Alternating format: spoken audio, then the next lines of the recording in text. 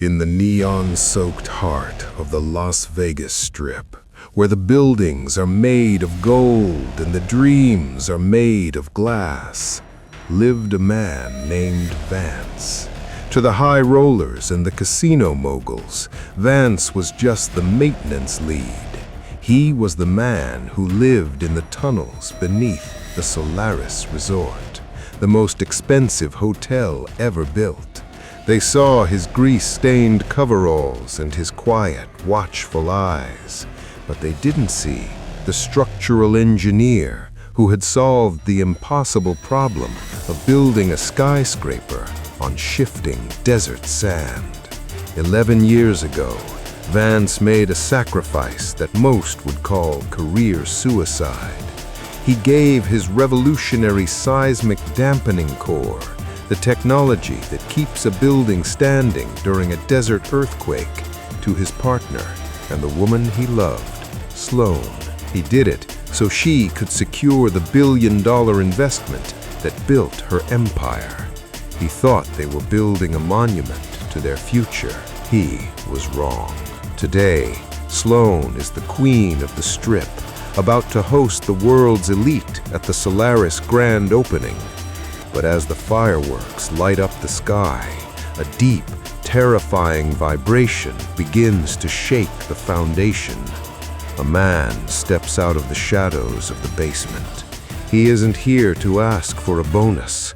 He's here to show the world that while Sloane owns the gold, he owns the ground it stands on. The story begins in a hot, cramped trailer on the edge of the Nevada desert. Back in 2015, Vance and Sloane were 27, fueled by cheap coffee and a shared ambition. Vance was a mathematical genius who saw the desert as a puzzle to be solved. Sloane was a visionary who saw the desert as a canvas for her ego. They had spent 4 years designing a foundation that could survive the shifting tectonic plates of the West.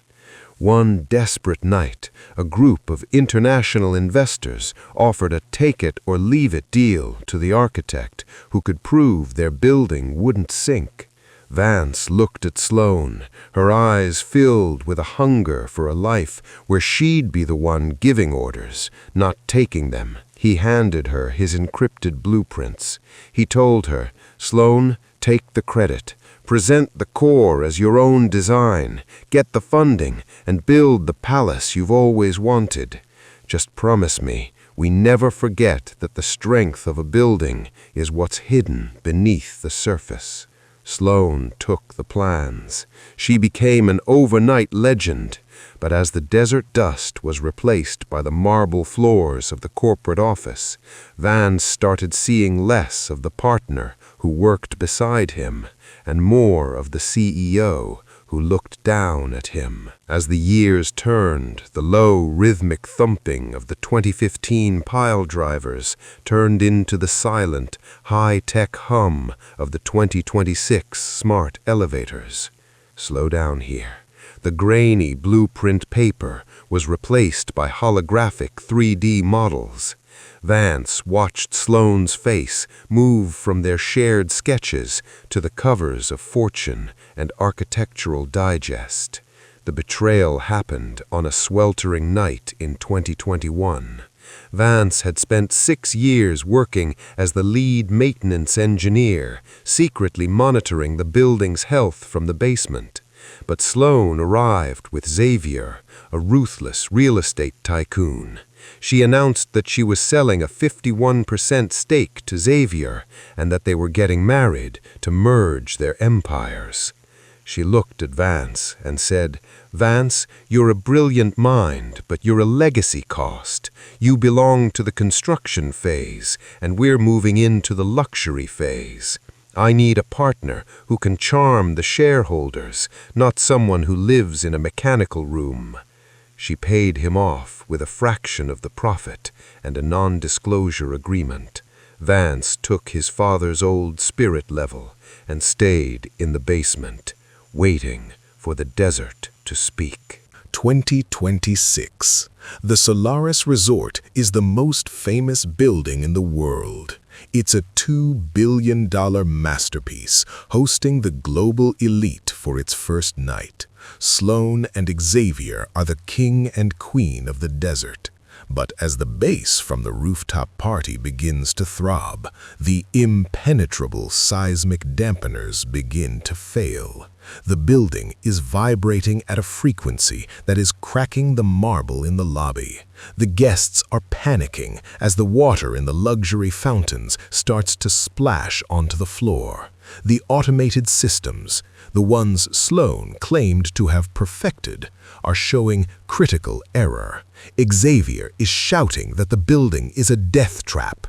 In the middle of the chaos, Sloan realizes the terrifying truth. She never actually understood how the core worked. She just owned the patent. In desperation, she remembered the maintenance guy who had warned the building inspectors about the harmonic resonance earlier that morning. Sloan rushed into the depths of the hotel, past the gold-plated lockers, and into the cold, vibrating heart of the machine room. She found Vance sitting at a control panel, calmly watching the frequency monitors, while the entire $2 billion resort groaned in agony. "Vance, stop the vibration!" she screamed over the roar of the fans. "I'll give you anything, a partnership, a wing named after you. Just save the building before it tears itself apart." Vance didn't look at her. He looked at the spirit level in his hand. "The building isn't failing because of an earthquake, Sloan. It's failing because of a lack of integrity. I designed this core to be calibrated every 1,000 hours by the original key. When you sold the company to Xavier and locked me out of the system, you broke the calibration. You traded the soul of the building for a signature." Suddenly, the monitors in the lobby and the giant LED screens on the outside of the hotel flickered. They didn't show the Solaris logo. They showed a time-stamped video from 2015, Vance and Sloan in that desert trailer. Vance explaining the math, while Sloan promised she would never take the credit alone. Vance's voice broadcasted through the hotel's surround sound system. "The building isn't falling, Sloan.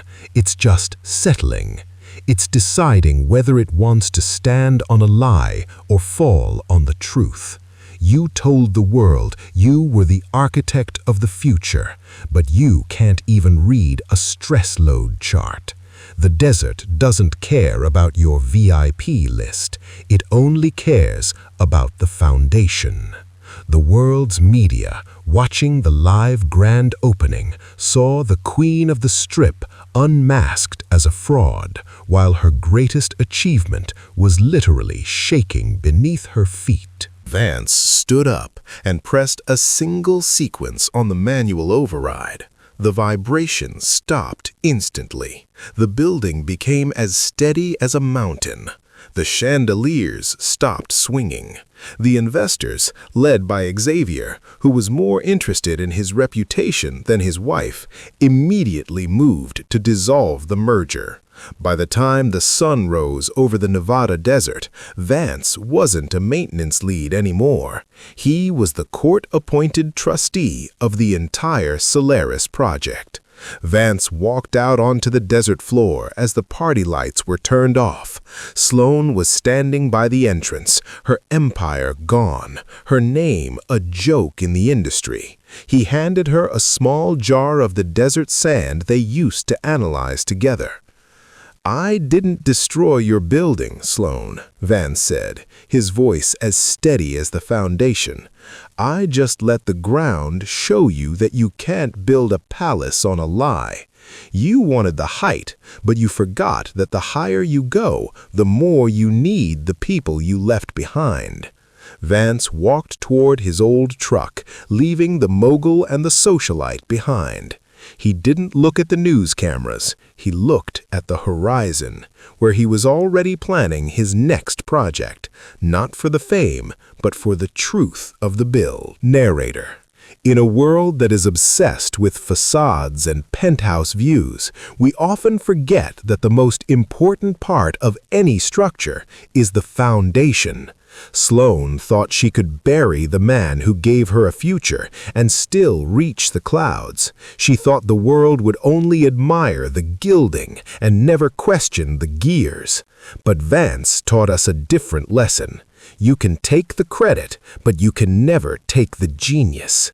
You can buy the building, but you can't buy the ground's respect. Sloane chose the billionaire over the builder and ended up with nothing but a pile of glass. Remember, never forget the people who held the weight when you were nothing, because when the world starts to shake, they are the only ones who know how to keep you standing. If this story reminded you that integrity is the only thing that doesn't shift, type foundation in the comments and share this to honor the engineers who work in the dark.